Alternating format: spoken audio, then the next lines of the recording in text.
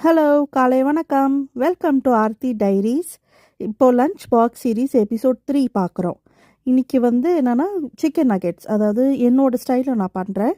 இதில் உப்பு, oil, half a teaspoon of cumin powder, coriander powder, 1 teaspoon of chilli powder, கொஞ்சம் pepper, grounded pepper இதெல்லாம் போட்டு bread crumbs போட்டு நல்லா இதை மிக்ஸ் பண்ணி வச்சுட்டேன்.